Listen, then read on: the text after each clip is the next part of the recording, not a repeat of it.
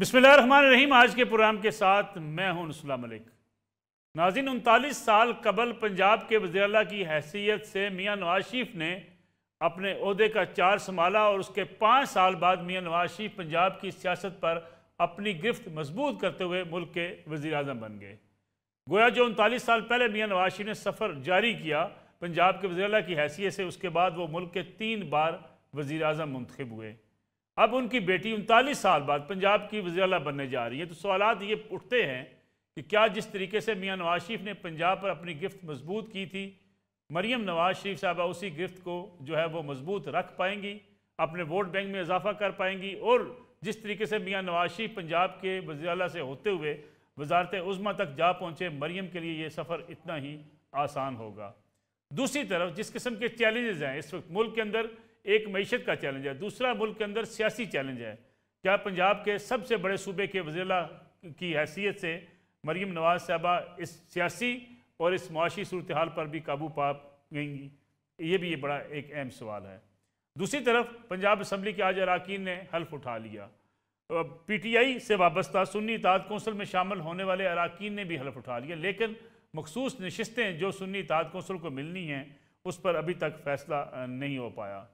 दूसरी तरफ ये भी कहा जा रहा है कि मुस्लिम लीग नवाज के साथ अब पाकिस्तान तहरीक इंसाफ की जो सियासत पंजाब में होगी, शायद वो किसी और नए महाजराई की तरफ भी बढ़ सकती है।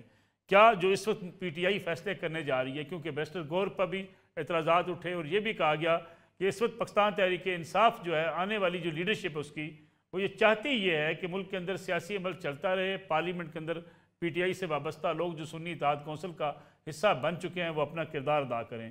लेकिन दूसरी तरफ अगर IMF को ख़त लिखने की बातें होती हैं तो फिर ये महाजराई की सूरत कम हो पाएगी। इन्हीं जो है नुकात का जायज़ा लेंगे आज के प्रोग्राम के अंदर। मेरे साथ तशरीफ़ रखती हैं मुस्लिम लीग नवाज़ की सीनियर रहनुमा अज़मा बुखारी साहबा। अज़मा बुखारी साहबा, बहुत बहुत शुक्रिया आपको प्रोग्राम में वक्त देने का। आपको भी मुबारक हो, आपकी पार्टी और आप सब लोगों ने आज हल्फ उठा लिया पंजाब असम्बली के अंदर। फिरदौस शमीम नकवी साहब पाकिस्तान तहरीक इंसाफ के रहनुमा हैं, वो भी हमारे साथ कराची से मौजूद हैं। फिरदौस शमीम नकवी साहब, आपका भी बहुत शुक्रिया प्रोग्राम में वक्त देने का। फैसल करीम कुंडी साहब पाकिस्तान पीपल्स पार्टी से भी हमारे साथ मौजूद होंगे। अज़मा बुखारी साहब, प्रोग्राम का आगाज़ आपसे करना चाहूँगा मैं। आज जैसा कि मैंने जिक्र किया, 39 साल बाद मरीम नवाज़ पंजाब की उसी तरीके से वज़ीर आला बनने जा रही हैं जिस तरीके से मियाँ नवाज शरीफ ने पंजाब की वजारत आला का ओहदा संभाला था। चैलेंजेस कौन से हैं? क्या इन चैलेंजेस से निपटा जा सकेगा? जो ऐलानात किए हैं मरीम नवाज साहबा ने, क्या फिजिबल होंगे? जो इस वक्त मुल्क के अंदर जो सियासी महाजराई की कैफियत है, फिर जो मैशत का एक इस वक्त मुश्किल सूरत हाल है, इन हालात में अवाम को रिलीफ देना, बड़े बड़े इनकलाबी ऐलानात करना, ये पाया तकमील तक पहुँच पाएंगे? जी, बहुत शुक्रिया मलिक साहब, आपकी नेक ख्वाहिशात का बहुत-बहुत शुक्रिया। चैलेंजेस बहुत सारे हैं और इस पे कोई दूसरी राय नहीं कि ये जिन लोगों को लगता है कि इक़्तिदार कोई फूलों की कोई सेज होती है, ऐसा है नहीं। और ये एक कांटों भरा सफ़र होता है जिसको अबूर करना होता है। जहाँ तक इस चैलेंज की बात है कि सियासी महाजराई होगी और जो आपने मैडम ने जो ऐलानात किए हैं, उसके हवाले से मैं बड़ा कैटेगोरिकली एक बात तो आपको बताना चाहती हूँ कि मरीम नवाज शरीफ साहिबा ने अपनी पार्लियामेंट्री पार्टी से खिताब करते हुए जो एक रोड मैप दिया है अपनी हम्म, हुकूमत का वे फॉरवर्ड, वो उसके अंदर वो उसके पीछे पूरा होमवर्क मौजूद है। उसके पीछे हम्म, पूरा टाइमलाइन के साथ चीज़ें मौजूद हैं कि वो जिस भी काम को करना चाहती हैं, उसके अंदर कितना वक़्त लगेगा, उसके अंदर कितना पैसा चाहिए होगा, वो पैसा हम्म, अरेंज कैसे होगा। तो ये नहीं है कि वो सिर्फ़ ऐलानात के बराए ऐलानात है और उसको इम्प्लीमेंट नहीं होगा। हर चीज़ के ऊपर इम्प्लीमेंटेशन इंशाअल्लाह ताला जिस दिन वो ओथ लेंगी, उस हम्म, शाम से आप उसको इम्प्लीमेंटेशन उसके ऊपर होता हुआ देखेंगे, पहली बात। दूसरी बात बिल्कुल। ये है कि जहाँ तक सियासी महाज़राई की बात है, तो वो अनफॉर्च्यूनेटली अ, हमारे जो एक सियासी कल्चर है, उसका एक हिस्सा बन गया हुआ है। सियासी हम्म, महाजराई या उसको मतलब ये कह लें, अगर वो कानून के नॉर्म्स के अंदर हो, जी जी। अगर वो जलाओ-घेराव तक ना हो, अगर वो किसी इदारों पे जो है वो हमला पे उस पे ना हो, कोई बगावत की कोशिश पे ना हो, तो उसपे कोई मसला नहीं। वो हम्म, चलता रहता है। इतना छोटा-मोटा म्यूज़िक वैसे भी चलना चाहिए ज़रा जो है ना वो ठीक। रहती है, ज़रा रौनक रहती है।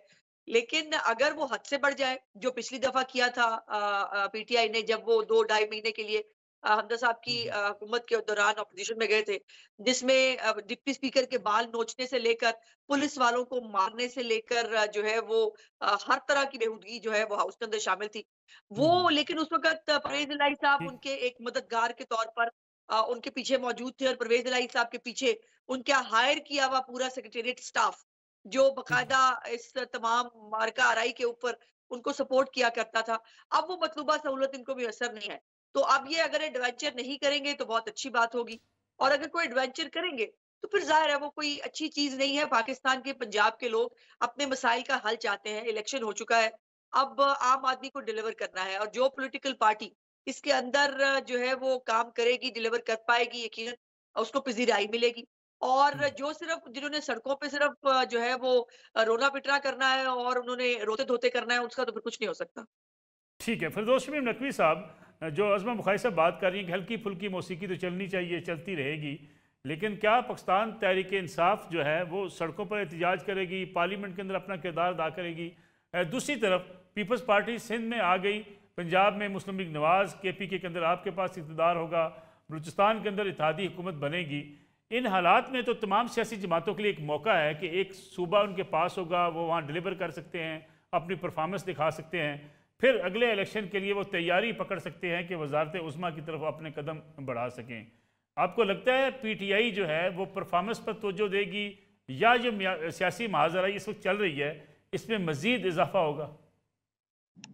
देखिए, सबसे पहली बात ये है कि जिस मुल्क में अवाम का मैंडेट चोरी किया गया हो और लोग सेटिस्फाइड नहीं हो कि जस्टिस हुआ है, तो जरा हम देखेंगे कि मरियम बीबी जब बाहर जाती हैं तो लोग क्या रिसेप्शन देते हैं। ये MQM के लोग जो चौथे और तीसरे नंबर पे आए थे वोट पे, अपने हलकों में जाते हैं तो क्या होगा, किस तरीके से डील करेंगे। हम तो अपनी बैटल कोर्ट्स में लड़ते ही रहेंगे, ट्राइब्यूनल में भी लड़ेंगे, और और हम जब तक फॉर्म 45 की सही टेबुलेशन नहीं होगी, जैसे कि हमने तो चैलेंज दिया इन पार्टियों को, हमने तो अपने सारे फॉर्म 45 और उसके लिहाज से जो फॉर्म 47 का रिजल्ट बनता है वो टेबुलेट कर दिया, जो फॉर्म 47 में 45 को रिपोर्ट किया वो भी कर दिया, और डिफरेंस दिखा दिया, और चैलेंज कर रहे हैं कि ये है हमारे पास वाले फॉर्म 45, तुम अपने लगा दो। इस वक्त इलेक्शन कमीशन ऑफ पाकिस्तान, जिसकी ये जिम्मेदारी थी, जिसका electronic management system, election management system जो था, जिसमें ये सारे पोलिंग स्टेशंस के फॉर्म 45 नजर आने थे, वो आज भी इतने दिन गुजर जाने के बाद अभी तक अपलोड नहीं हुआ वहां।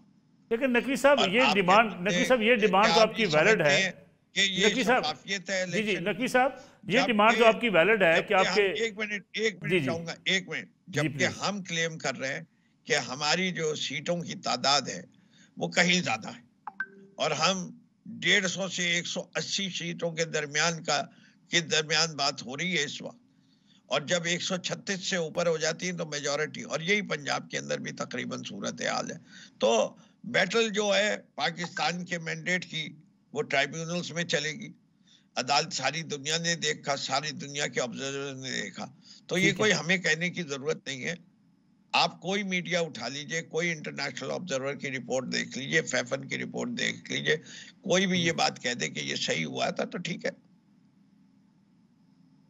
लेकिन नकवी साहब, ये तो आपकी बात वैलिड है कि आपको ट्रिब्यूनल में जाना है, आपको अदालतों से रजू करना है, आपको इलेक्शन कमीशन पाकिस्तान के पास जाना है, लेकिन जब PTI ये बात करती है कि ज़रा बाहर निकल कर दिखाएं, MKM ज़रा बाहर निकले, मरियम नवाज़ ज़रा बाहर निकलें, ये तो वायलेंस की बात है। क्या लोग खुद फैसला करेंगे इस बात का कि मरियम नवाज़ बाहर निकलें और लोग उनका रास्ता रोकें?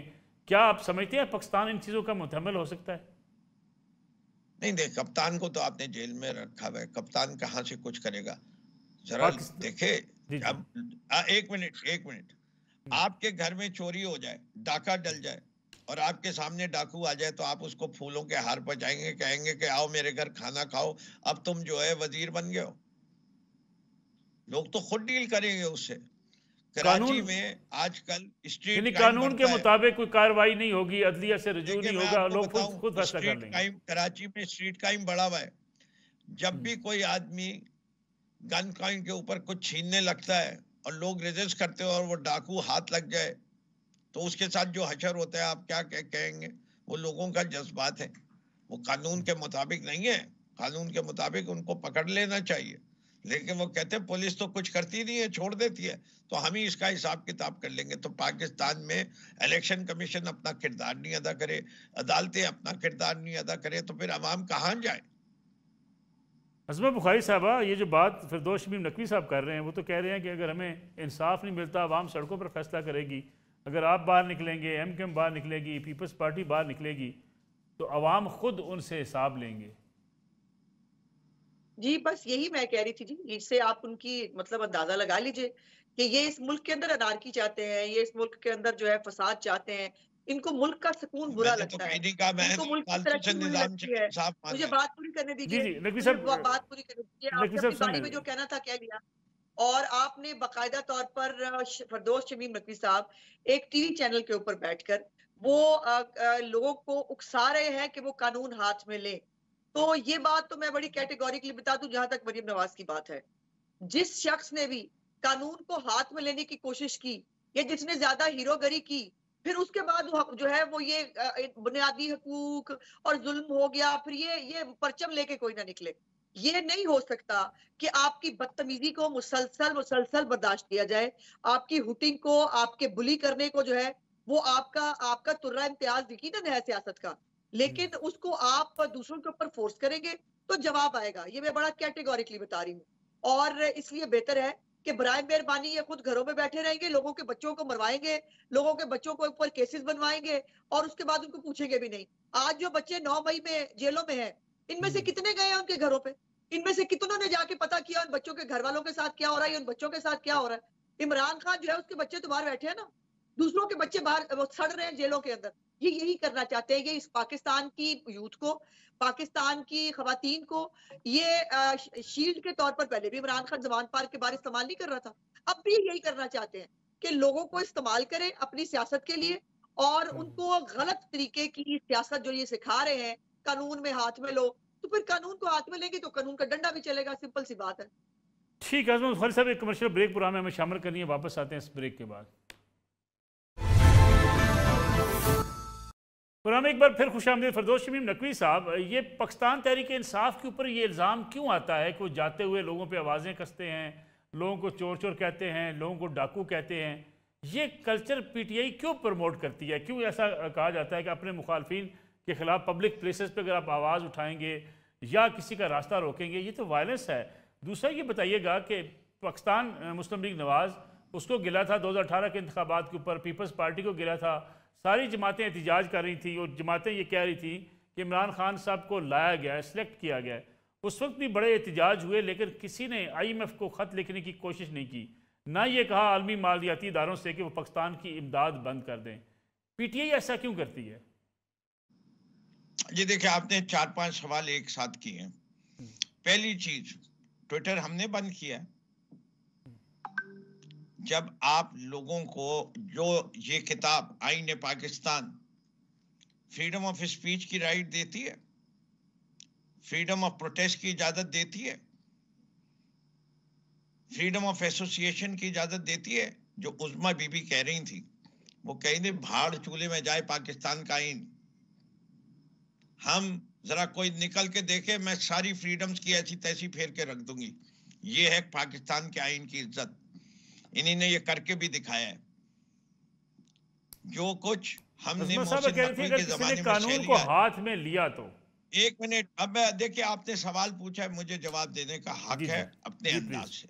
मैं, आप मुझे कहें 3 मिनट में दे, मैं 3 मिनट। जो कुछ हुआ है इस पिछले 2 साल में, उसका रद्द अमल अवाम से आप लोग देख चुके हैं। ये अगर शुतुरमुर्ग बनना चाहें जरूर बनने। अब के इनको मिली थी 30 सीटें, उसके बाद इंशाल्लाह ये भी नहीं मिलेगी अगले इलेक्शन में, इसलिए कि अवाम का रद्द अमल वोट का से देख चुके हैं। ये सामने ये कुछ भी कहें, असेंबलियों में कितनी भी सीटें ऑक्युपाई कर ले, दिल में तो जानते हैं कि हकीकत क्या है। आप बर्मा बना ले, बनाइए, नॉर्थ कोरिया बनाना चाहती हैं बना लीजिए, लेकिन कब तक, कब तक? जहां तक ये देखिए, जवाब हम बदतमीज हैं आपके लिहाज से, जरूर आप सारे अवाम को समझाइए, शऊर दीजिए। हमने भी हकीकी आज़ादी का शऊर दिया, हमने भी कहा गुलामी न मंजूर, हमने भी कहा जुल्म का बदला वोट से। हमने कौन सा जुल्म का बदला वोट से कह के हमने कौन सा इंतशार फैलाया? अब आइए IMF की बात, जो आपका दूसरा सवाल था। जी। भाई IMF वाले कल के दूध पीते हुए बच्चे हैं, वो जो कुछ इमरान खान कहेंगे वो फौरन मान जाएंगे, उसी के लिहाज से करने लगेंगे। क्या IMF का एक लोन भी बर्मा को दिया गया है? एक भी IMF का लोन प्रोग्राम नॉर्थ कोरिया को गया है? किसी दुनिया की डिक्टेटरशिप जहां डेमोक्रेसी नहीं होती वहां IMF फंडिंग करती है? अगर नहीं करती, और अगर IMF ने इंटरनेशनल ऑब्जर्वर्स की रिपोर्ट नहीं देखेगी, IMF को PTI ने कहा था कि शर्त लगाएं कि जब तक इलेक्शन नहीं होगा तो उन्हीं ने अपनी ट्रांशेस से वो लिंक कर दी थी। लेकिन अब तो रिस्पॉन्ड कर दिया है कि हम नई हुकूमत के साथ चलने को तैयार हैं। नहीं, मैं आपसे पिछले IMF की ट्रांश की बात कर रहा हूँ। वो तो शहबाज शरीफ ने नेगोशिएट की थी ना, अंकल इसाक डार ने की थी। उनके साथ भी उन्हीं ने इलेक्शन साथ क्यों जोड़वा दिया था? PTI के कहने पे जोड़ा था। तो ये बातें कौम को गुमराह ना करें। IMF एक इंडिपेंडेंट बॉडी है, और हम उसके सामने ये बात जरूर रख सकते हैं कि पाकिस्तान में इस वक्त जमहूरियत नहीं है और अवाम के मैंडेट का इस्तेहसाल किया गया। आप समझते किसी पार्टी का सिंबल ले लो, किसी पार्टी को जनाब आली 10,000 वर्कर्स को जेल में रख दो, उसके सारे हाथ पैर बांध दो, और उसके बाद कहो ये जमहूरियत थी, हमने मुकाबला जीता है। ऐसे मुकाबले में भी हमने हरा दिया तुम्हें। ये सब चीजों के बावजूद अगर हमारे पास सारी चीजें होती तो फिर हम पूछते इनसे कि कहाँ खड़े हो तुम लोग। अज़मा बुखारी साहबा, प्रेसिडेंट अंदर, जी, वाइस चेयरमैन अंदर, चेयरमैन अंदर, 10,000 वर्कर अंदर, सारी पार्टी छुपी हुई, सारे दफ्तर बंद, झंडा लगाने की इजाजत नहीं, रैली करने की इजाजत नहीं, जलसा करने की इजाजत नहीं, तब भी इनसे ज्यादा सीटें इनके हिसाब से भी। कहाँ से जवाब देंगे ये? मैं ये अज़मा साहब से इस पर रिस्पॉन्ड ले लूँ। अज़मा बुखारी साहबा, जो नकवी साहब कह रहे हैं जी कि हमारे ऊपर पाबंदियां हैं, आज़ादी इज़हार राय की बात वो कर रहे हैं, सोशल मीडिया पर कदगन की बात कर रहे हैं, अगरचे कुछ चीज़ें ऐसी हैं जो सोशल मीडिया पर नहीं कही जा सकती, लेकिन क्या आपकी हुकूमत आने के बाद ये पाबंदियां रहेंगी या आप आज़ादी इज़हार राय को तरजीह देंगी? देखिए मलिक साहब, बड़ी सिंपल सी बात है। कोई भी ये जो आईने पाकिस्तान लहरा लहरा के दिखा रहे हैं ना, ये आईने पाकिस्तान सिर्फ PTI के लिए नहीं लिखा गया, ये बाकी भी पाकिस्तान के शहरी हैं इस मुल्क के अंदर, उनके भी फंडामेंटल राइट्स हैं और तमाम राइट्स एक दूसरे के साथ अटैच्ड होते हैं। ये नहीं है इनको सारे राइट्स मिले हुए हैं और बाकी पूरे पाकिस्तान में किसी के पास कोई राइट नहीं है। हम इनसे ये जो है, ये चूंकि गुंडे बाहर दंदना रहे होंगे, तो दूसरा कोई पाकिस्तानी जो है वो बाहर ना निकल सकता है, ना वो बात कर सकता है, ना कहीं आ जा सकता है। तो ये तो भाई होगा नहीं, सिंपल सी बात है। और मैंने ये बात बड़ी कैटेगोरिकली कही कि जो कानून हाथ में लेगा, और कानून को हाथ में लेना ये कोई फखर की बात नहीं होती, ये शर्मिंदगी की बात होती है अगर कोई समझे तो। दूसरी बात, मुझे बहुत अफसोस है, फिरदौस भाई बहुत सीनियर है माशाल्लाह, उम्र में भी बहुत ज्यादा है मुझसे, लेकिन अफसोस हुआ कि फिरदौस भाई की लिस्ट में बर्मा, जनूबी कोरिया ये पाकिस्तान के बराबर हैं और वो उनको पाकिस्तान को उनके साथ प्लेस करते हैं। ये जो साजिशें जिसके अंदर पहले सैलाब ज़दगान को पैसे ना दो, ये भी इन्हीं की तरफ से जो है वो अपील की गई थी। पाकिस्तान को हम श्रीलंका बना देंगे, पाकिस्तान को IMF का प्रोग्राम ना मिले उसके लिए पहले भी ये अपने वज़राए खजाना से जो है वो टेलीफोने करा चुके हैं कि पाकिस्तान को जो है वो पैसे ना मिले ताकि पाकिस्तानी जो है वो बाहर निकल आए और पाकिस्तान श्रीलंका बन जाए। तो इनका मकसद, इनकी पूरी पॉलिटिक्स तशद्दुद, फितना, फसाद, लड़ाई, मार कुटाई। अब ये जो रोना रो रहे हैं कि हमारे इतने लोग अंदर हैं, वो कुछ सारे मुर्गी चोरी में अंदर नहीं है। आप ना करते 9 मई, किसने कहा था आपको कि आप जो है वो कोर कमांडर हाउस में घुस जाएं? किसने कहा था आपको आप कराची में, और जब आप बाहर निकलते हैं आप आग लगाते हैं, जब आप बाहर निकलते हैं पुलिस वालों को मारते हैं, जब आप बाहर निकलते हैं आप law and order situation create करते हैं। तो इनको तो शुक्र मनाएं कि ये भी पॉलिटिकल पार्टी के तौर पे मौजूद है, वरना इनकी और तालिबान की पॉलिसियों में कोई चेंज नहीं है। इनको तो एग्जिस्ट ही नहीं करना चाहिए। ये पाकिस्तान के लिए खतरा है बहुत बड़ा। ये जब निकलते हैं फसाद डालते हैं, ये पाकिस्तान को आगे बढ़ता देख नहीं सकते। और जो लीडर अपने आप को कहता हो और अब वो पाकिस्तानी क्लेम करे अपने आप को, वो पाकिस्तान का बुरा सोच सकता है? वो पाकिस्तान के खिलाफ साजिश कर सकता है? मेरा सवाल है मलिक साहब। जो एक अपने आप को लीडर कहता है, जिसको इज्जत थी पाकिस्तान में, उसने 92 का वर्ल्ड कप खेला पूरी पाकिस्तानी कौम की दुआओं के साथ, उसको पाकिस्तान ने सिर पे बिठाया, आरटीएस बिठा के उसको जो है वजारत उज़्मा पे बिठाया, और वो आज जो है वो आज भी पाकिस्तान के खिलाफ उससे कभी कहता है खुदा ना खास्ता इसके 3 टुकड़े हो जाएंगे, कभी कहता है कि ये फौज जो है इसमें बगावत हो जाएगी, कभी वो कहता है कि एटम बम रखा का एक लिए हुआ है, कभी वो एटमी प्रोग्राम पे बात उठा देता है, कभी वो अब कहता है आईएमएफ को जो है पाकिस्तान को पैसे ना। आईएमएफ को क्या ताल्लुक है? इनको पता है कि आईएमएफ जो है वो एक मालियाती इदारा है। उसका क्या ताल्लुक है पाकिस्तान के इलेक्शन से, उसके ऑडिट से? आपने लॉबियस्ट फर्म हायर की हुई है ना, जो बाहर पाकिस्तान के खिलाफ साजिश कर रही है, वो काफी नहीं है? वो पाकिस्तान के इदारों को बदनाम कर रही है बाहर, वो काफी नहीं है? अब आप आईएमएफ की तरफ भी चल पड़े हैं। ये इनका एजेंडा है, पाकिस्तान को डिस्टेबलाइज करने का, पाकिस्तान को खुशहाली के रास्ते से रोकने का, पाकिस्तान को तरक्की से रास्ते से रोकने का। और इन जैसों का जो है वो बिल्कुल जो भी कानून के तहत इनके साथ जो सलूक होना चाहिए वही होगा। पाकिस्तान को आगे बढ़ने से इंशाल्लाह ताला अल्लाह पाक जो है वो अपना जो है वो रखे। हम ये इन जैसे शरपसंदों को पहले भी ये नाकाम और नामुराद हुए थे, अब भी नाकाम और नामुराद होंगे।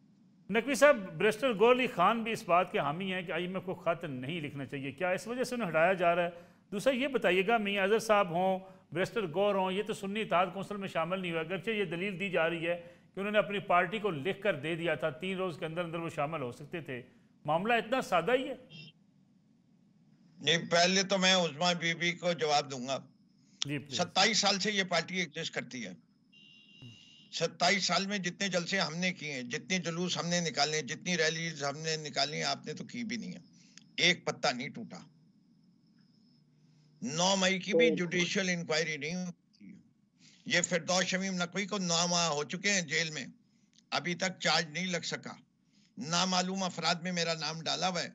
इमरान इस्माइल का नाम जो कि था नामजद, वो नाम जो है उसने माफी मांग ली तो वो बाहर।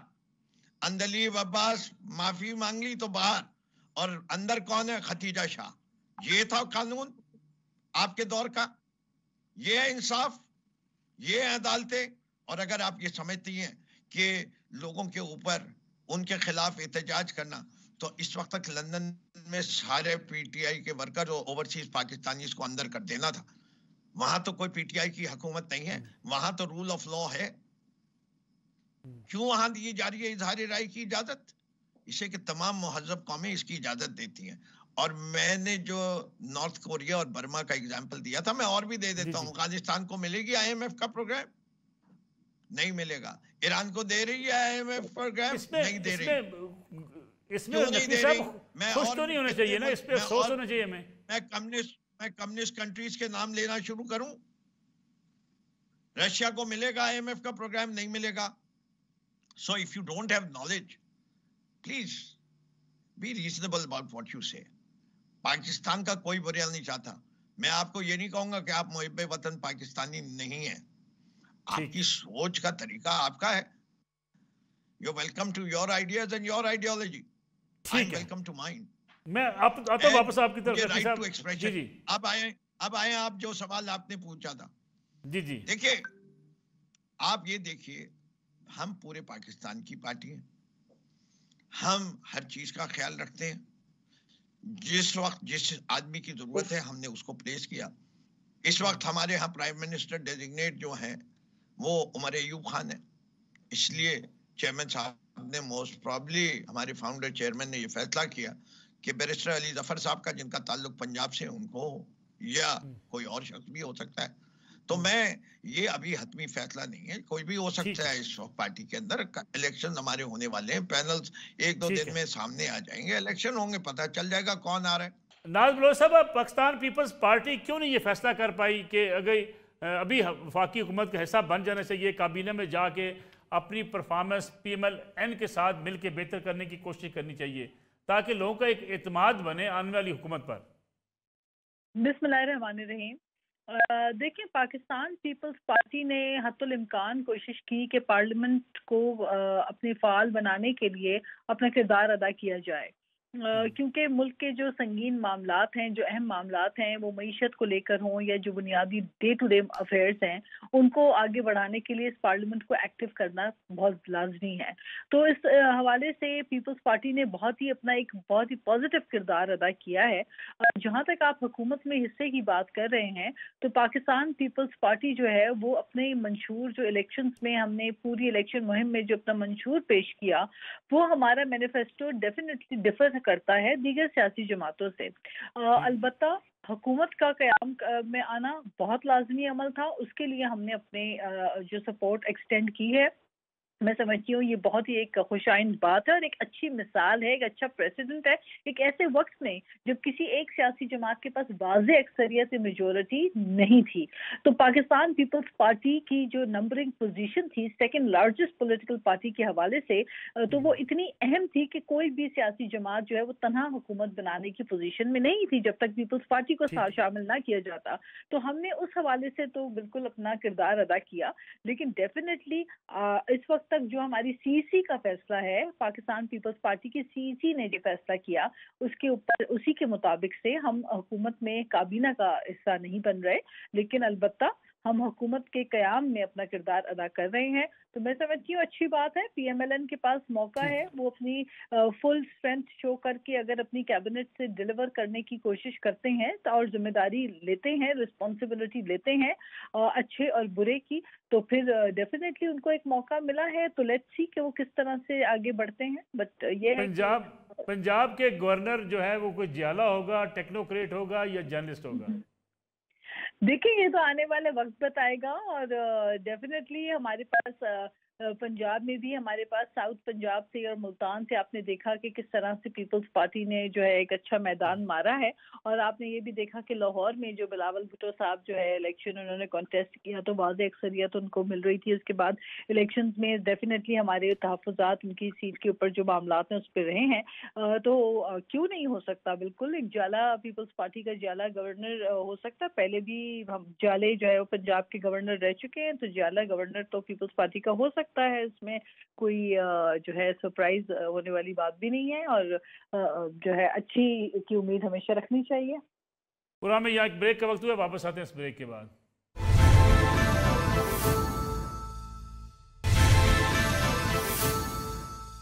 पूरा में एक बार फिर खुशामदीद। अज़मा बुखारी साहबा, पंजाब के गवर्नर पीपल्स पार्टी से हुकूमत मरीम नवाज साहबा की माजी में हमने देखा कि चौधरी सरवर साहब वाला एक तजर्बा जिसमें बड़े इख्तलाफात पैदा हो गए थे, गवर्नर साहब अपने इख्तियारात चाहते थे। क्या मुस्लिम लीग नवाज के लिए गवर्नरशिप देने के बाद पंजाब में मसाइल तो नहीं हो सकते? फरदौस मीम नकवी साहब चले गए, मुझे उनका थोड़ा सा हाफजा जो है वो तेज करना था, उनको थोड़ी सी ज्यादा, वो मुझे बता रहे थे कि मुझे पता नहीं है बर्मा का साउथ कोरिया का, मैंने उनको बताना था सिर्फ पाकिस्तान 2014 वाला याद कर ले, जब आप कंटेनर पर चढ़े थे और आपने पार्लियामेंट पे हमला किया था, पीटीवी की नशरियात बंद कराई थी, उस वक्त भी आपने ईंटें मार मार के पुलिस वाले जो है वो लहू लुहान कर दिए थे। तो ये कितने पुरअमन है, वो कहते पूरी तारीख ही कोई नहीं है हमारी। तो मैंने तो सिर ही पकड़ लिया, मैंने कहा कि ये मतलब हम ही, या अल्लाह हमसे ही आपदा छीन ले 6-7 हमारा, लोग बेचारे जो शहीद हुए थे हमें उस धरने में। एग्जैक्टली तो हमें ही भूल जाए, जैसे फरदौस शमीम नकवी साहब को भूल गया हुआ है। जहां तक आपके सवाल की बात है, देखिए गवर्नर साहब के पास कोई इंतजामी इख्तियारात नहीं होते हैं। गवर्नर वफाक का नुमाइंदा होता है और वफाक का नुमाइंदा होते हुए उसको जो प्रोविंशियल गवर्नमेंट है उसको सपोर्ट करना होता है। सो अभी मैं इसकी कोई कंफर्मेशन तो नहीं कर सकती कि गवर्नर जो है वो पीपल्स पार्टी से होंगे नहीं होंगे, बिकॉज अभी पार्टी ने उसको ऑफिशियली अनाउंस नहीं किया। तो लेकिन ये है कि वो अगर पीपल्स पार्टी से होंगे तो अच्छी बात है।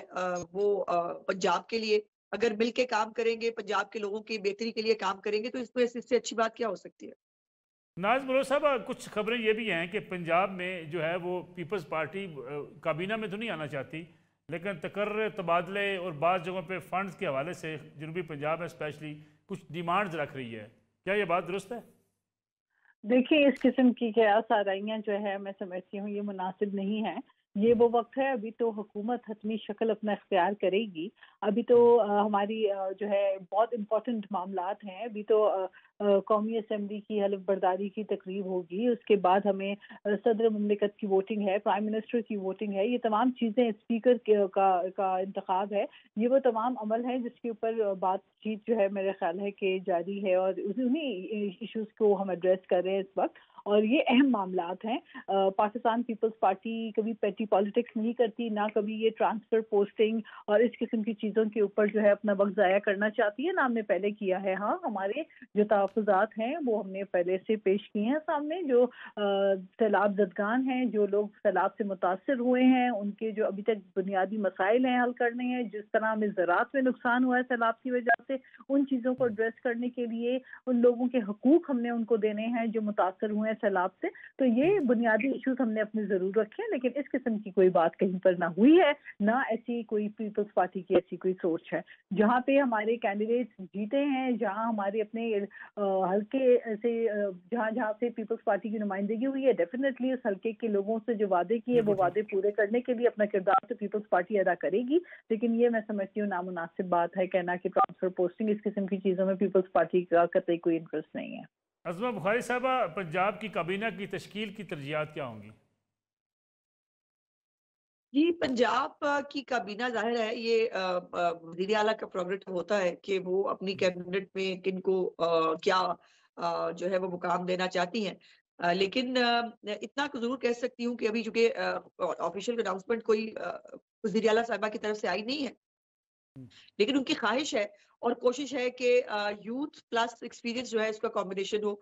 कुछ सीनियर्स जो हैं वो कैबिनेट के अंदर शामिल हो, प्लस कुछ नए चेहरे जो हैं उनको मौका दिया जाए और best person for the best job जो है वो हो और ताकि डिलीवर किया जा सके, क्योंकि पंजाब एक 12 करोड़ का सूबा है और एक इतनी तो खैर आबादी के मुल्क दुनिया में मुल्क भी हैं और उसके हवाले से जो गवर्नेंस का उनके पास मॉडल है, जो वो अपनी जो प्रोग्रेसिव एक पंजाब की जो अप्रोच वो पंजाब के अंदर इम्प्लीमेंट करना चाहती हैं, जो उन्होंने एक मॉडल डिजाइन किया है गवर्नेंस का अपनी गवर्नमेंट के लिए, तो उसके लिए यकीनन वो अपने लिए बहुत अच्छी टीम चूज करेंगी, जिसका ऐलान एक आधे दिन में गालिबन हो भी जाएगा। बहुत बहुत शुक्रिया अज़मा बुखारी साहबा, फिरदौस मीम नकवी साहब, नाज बलोच साहब हमारे साथ शरीक गुफ्तगू थी। नाज़रीन, ये आज का प्रोग्राम था। इंशाल्लाह कल आपकी खिदमत में दोबारा हाज़िर होंगे। इजाज़त दीजिए, अल्लाह हाफ़िज़।